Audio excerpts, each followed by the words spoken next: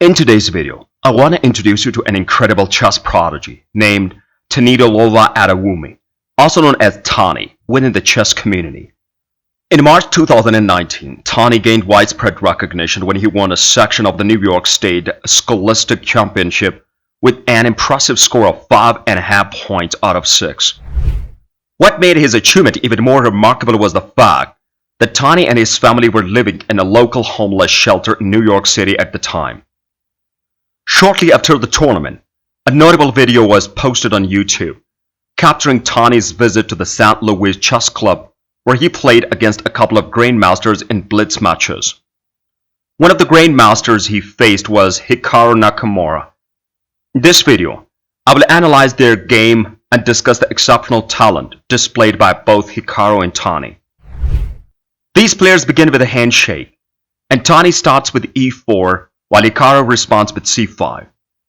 Tani follows with knight c3, suggesting a close Sicilian. However, Hikaru surprises him by playing d6 instead. Tani adjusts his strategy and reverts to an open game by moving his knight to f6.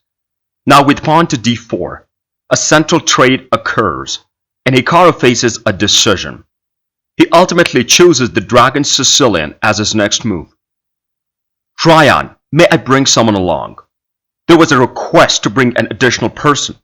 Although the specific location is not significant as Tani has a specific objective in mind. The setting seems to be a 5-minute blitz game, captured in the behind-the-scene room or similar area of the St. Louis Chess Club. Tani initiates with h3, and it seems that the US senior is presently engaging Hikaru's bishop g7. Hikaru applies psychological pressure as he makes his move. Meanwhile, the 8-year-old Tani responds with bishop c4.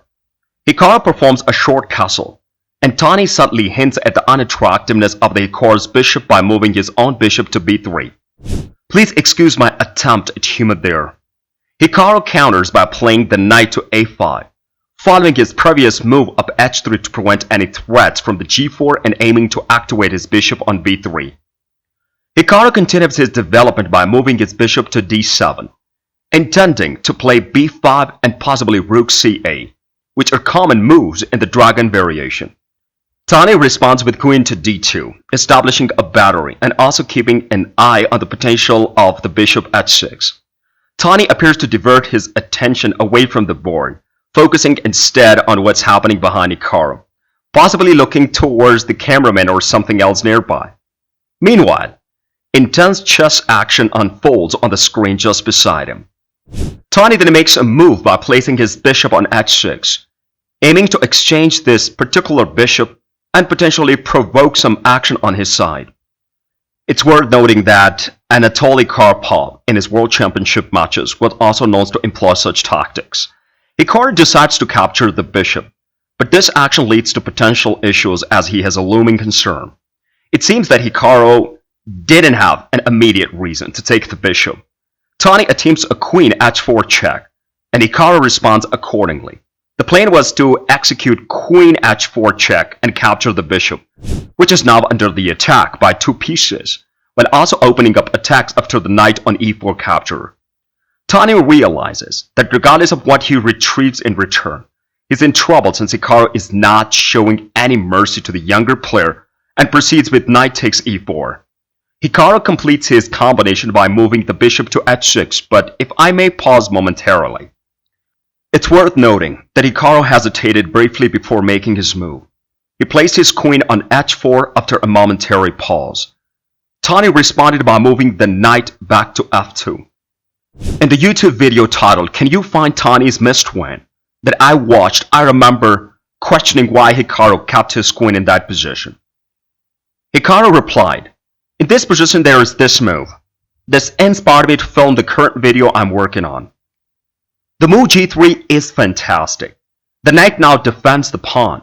So if you were to capture with the bishop, as Hikaru did in the game, then after this sequence, involving king d2 and bishop b5, white actually holds a slight advantage. Although white is not up material, there are restrictions on capturing the bishop due to the pin. Additionally, white has a small advantage because black's pawn structure in the center and on the queen side is not as strong. While white does have double pawns, The problem becomes even more significant after bishop h6. It's not just about trading the queen. There's also this move to consider. This results in a hanging queen, a hanging bishop, and a knight threatening from a particular position. Furthermore, if the opponent chooses to capture the knight, there is knight to f6. It's interesting to note that Hikaru chose to play knight takes e4, which is understandable when facing a young player, especially one with talent, but currently rated around 1400. In such situation, you don't go all out aggressively. Sometimes, even against intermediate students, there are moments in games where you make a mistake or leave the door open for your opponent. Tani, on the other hand, quickly played the move that would have been the missed win in this video. It's a moment Tani can be proud of, seizing that opportunity.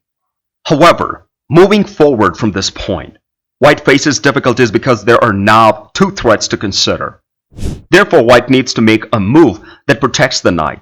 Tani takes a moment to think and then plays queen to d5.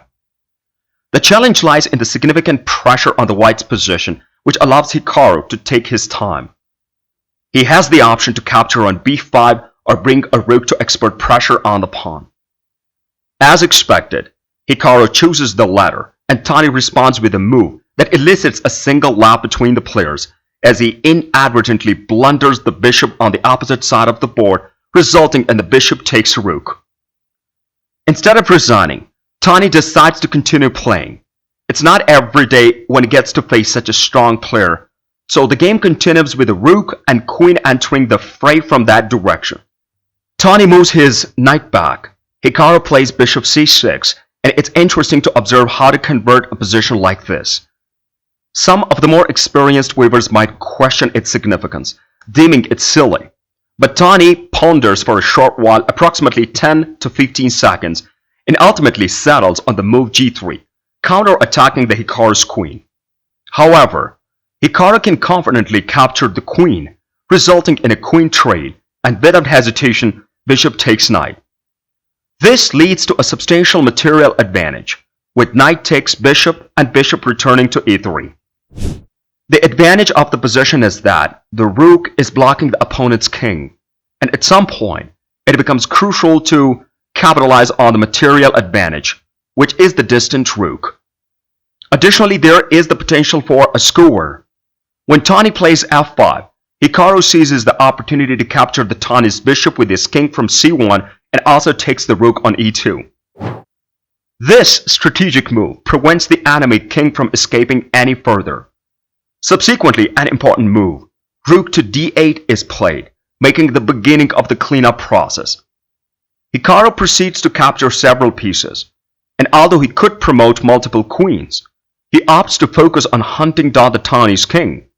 He effectively restricts its movement with two rooks, providing a valuable instructional lessons for beginner-level weavers. Tani responds by moving the knight back to b1. Hikaru captures the pawn to avoid losing his rook, and then executes a crucial move to deliver a later checkmate. Tani ultimately resigns. The players will shake hands when Tani moves his king to e1, as Hikaru has the option to choose which checkmate to deliver. The video is titled as such because it highlights the missed opportunity for Tani earlier when the move queen h4 occurred, which could have given him a winning advantage. However, it's difficult to move to spot, and considering the circumstances, Tani shouldn't be too disappointed with his result. Did you like it? Tell us what you think of the video in the comment section below, and don't forget to subscribe to our YouTube channel for more interesting videos.